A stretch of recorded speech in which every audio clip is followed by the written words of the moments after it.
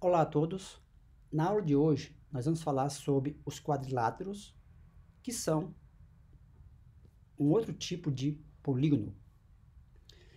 Os quadriláteros possuem 4 lados e eles podem ser classificados como trapézio, que é um quadrilátero que possui 2 lados paralelos. Por sua vez, o trapézio pode ser classificado em retângulo, apresenta 2 ângulos retos. Isósceles apresenta 2 lados congruentes, ou seja, possui a mesma medida e 2 lados diferentes. E o escaleno é um trapézio em que todos os lados apresentam medidas diferentes. O paralelogramo, por sua vez, possui 2 pares de lados paralelos. O losango possui todos os lados congruentes. O retângulo, todos os ângulos internos congruentes. E o quadrado possui todos os lados e ângulos internos congruentes. Então, aqui está uma figurinha que mostra todo mundo. É interessante perceber, pessoal, que no caso, existe uma espécie de relação, de hierarquia com esses quadriláteros. Ou seja, todo quadrado é um retângulo. Por quê? Porque o quadrado, ele possui todos os lados e ângulos internos congruentes, e para ser um retângulo, você tem que ter todos os ângulos internos congruentes. E ao mesmo tempo, ele também é um losango. Por quê? Ele tem todos os lados congruentes. Por sua vez, o retângulo, o losango e também o quadrado são paralelogramos, porque para ser um paralelogramo, basta que você tenha 2 pares de lados paralelos, e eles têm. E, por sua vez, todo mundo aqui também é um trapézio. Losango, paralelogramo, retângulo, quadrado, é um trapézio. E para ser um trapézio, basta que você tenha 2 lados paralelos.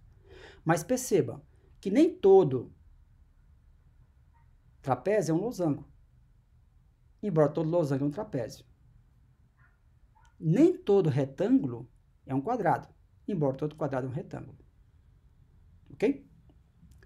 Para a gente calcular a área dos quadriláteros, então, é aquela situação, aquela fórmula, né? Para o caso de quadrado e retângulo, né? Base vezes altura. Você passa a base e a altura. Aqui, né? No caso do retângulo, todos os lados são iguais. Do quadrado, todos os lados iguais. O retângulo tem aqui a base e a altura, você calcula. O paralelogramo também é calculado por base vezes altura. Forma geral. Mas, nesse caso, é preciso determinar a altura pelo teorema de Pitágoras, né? A base usualmente é considerada como lado inferior. Então, você tem a base. Aqui você tem esse outro lado aqui. Você tem esse outro lado e você tem essa diferença aqui, se calcula a altura. Losangos, quadrados e retângulos são todos paralelogramos, como eu acabei de falar. Mas nem todo paralelogramo é um losango, quadrado ou retângulo. Então, a área de um losango também pode ser calculada por essa base vezes altura, com auxílio do teorema de Pitágoras. Mas, você pode calcular também a área de um losango se você tiver a diagonal menor, que é essa aqui, e também a maior. Isso aí se dá pelo fato das diagonais serem perpendiculares e assim por diante. Então, a área é dada pela diagonal menor, vezes a diagonal maior, que é essa aqui, ó, dividido por 2. E por fim do trapézio, a área é a base menor, mais a base maior, vezes a altura sobre 2. Base menor aqui é o A, maior é o B, aqui é a altura. Vamos lá então, pessoal. Vamos rodar aqui o pessoal aqui, né? Aqui é aquelas funçõezinhas, aquelas bibliotecas, tá?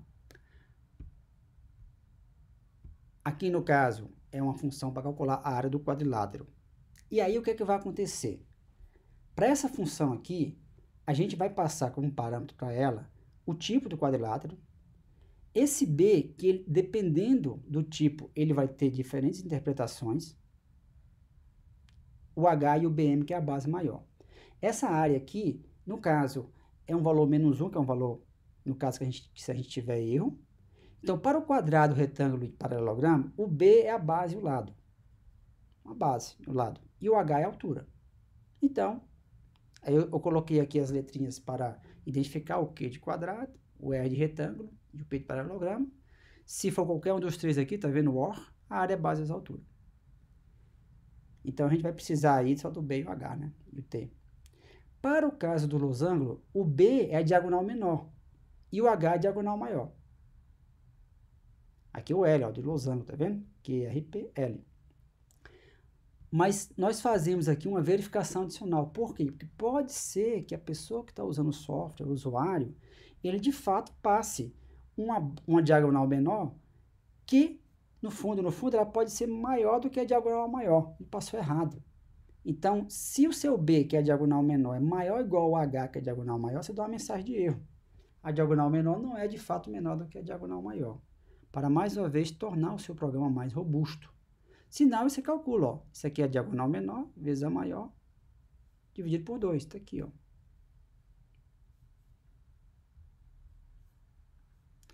E por fim, para o trapézio, o B é a base menor, o BM é a base maior, que é somente nessa situação que você vai usar o BM e o H é a altura. Similarmente, pode ser que seja colocado como entrada, um valor de base menor que de fato não é menor que a base maior. Se isso acontecer, então você dá uma mensagem de erro e a área vai ser menos 1, né, que é um valor padrão. Se não, base menor mais base maior vezes a altura dividido por 2, que seria então a área do trapézio. Aqui é similar ao que a gente mostrou na aula passada, essa parte aqui é condição falsa, aqui um booleano, quanto não falso, né? O que é que vai acontecer? O tipo aqui, eu não preciso usar aquela funçãozinha float, por quê? Porque o tipo vai ser realmente um caractere. Quadrado, retângulo, paralelogramo, losango, trapézio. E aí o que acontece?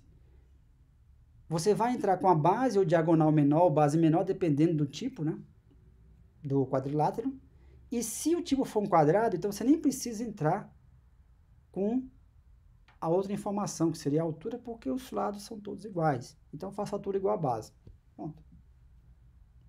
Tá? Se não, ele pede a altura ou a diagonal menor, dependendo do quadrilátero, para poder justamente calcular a área.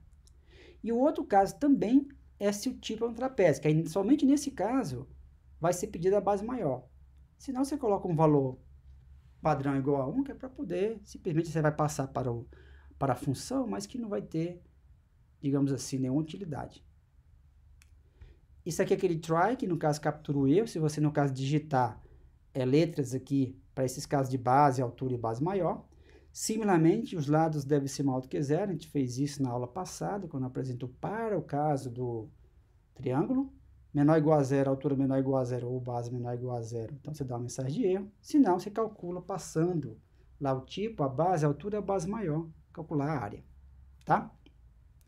Então, a gente vai dar uma limpadinha aqui nas saídas, tá bom? A gente já rodou aqui, né? Pode rodar de novo. Aqui. E então, agora a gente roda. Então, lá vai. Vamos rodar aqui. Então, ele está pedindo aqui. Vamos começar pelo quadrado. Então, vou colocar aqui 5, ó. Tá vendo? Ele nem pede o outro valor, porque ele já sabe que os lados são iguais. A área é 5 vezes 5, 25. Vamos, então, para o retângulo. Tal. Então, eu vou colocar aqui 5 e vou colocar o outro, né, que seria a altura, vezes 8, 40. Vamos colocar aqui agora o paralelogramo. Então, vamos colocar aqui 5, tá? E vamos colocar aqui 4, que seria, no caso, a altura, 20. Vamos, então, colocar o losango. Então, aqui, no caso, é a diagonal menor. Então, vamos colocar aqui 5 e a diagonal maior, vamos colocar 8, 40. Por 2 dá 20, né? Porque aqui é D vezes D por 2. Agora, vamos fazer o seguinte. Vamos dizer que a gente coloque aqui, de novo, losango.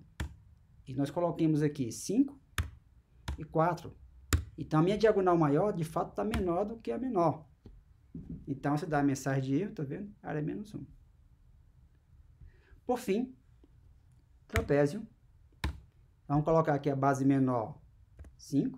Vamos colocar aqui uma altura de 8. E vamos colocar aqui uma base maior de 9. Então, a sua área é 56. Tá? Percebe que só nesse caso ele pediu a base maior. Se nós chegarmos aqui e colocarmos no trapézio, base menor 5, altura 8 e a base menor sendo 3, aí você vai dar aquela mensagem de erro. Área menos 1, porque no caso a base menor não é de fato menor do que a maior. Alguns exercícios aqui para vocês brincarem e a gente continua na próxima aula. Um abraço!